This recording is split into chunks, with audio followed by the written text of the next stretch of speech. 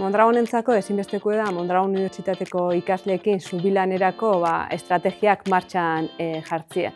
2026-2027 ikasturtera begira, 3 ekimen berri jarri dugu martxan. Lehenengoa, erein programa, gure kooperatibak titulazio desberdinetan, beraien kurrikulunean, bizintak, erronkak, ponentziak emoten, presentzia eukitzeko aukera martxan jartzeko programa izango litzateke.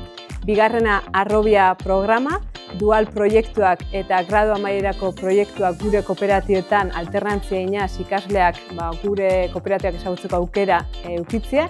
Eta hirugarrena, Mondragon gazteak izango litzateke.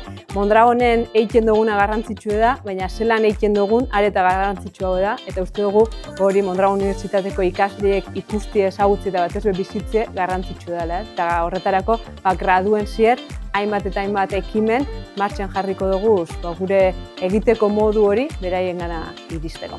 Arrobi proiektuak 3 oinarri printzipal dauzko, aportazio garrantzitsuak dauzkena gure ikasleentzat. Ikasleen titulaziora, mailara egokitutako proiektu eskaintza zabal bat jaso dugula proiektu honi esker. Enpresako tutorek formazio espezifikoa jasoko dauela, bereziki ikasleak kooperatiberetara txertatzen diren momentu hortan laguntzeko, ikasle hauek kooperatiba konkretu batera joango dira, baina kooperatiba hauek Mondragon taldearen baitan daudenez, ikasle hauek danak elkartuko ditugu esperientzia baten partekatzeko zer dan Mondragon taldea, balioak eta beraien arteko esperientzia hauek partekatu eta elkarrengandik ikasteko.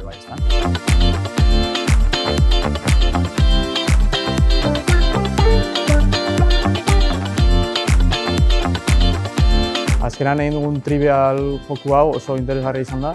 Ze azkenean ezagutu ditugu Mondragon taldeko hainbat datu eta kuriosidade beste modu dinamiko batean. Azkenean gaude oso dituta igual txarlak edo entzutera.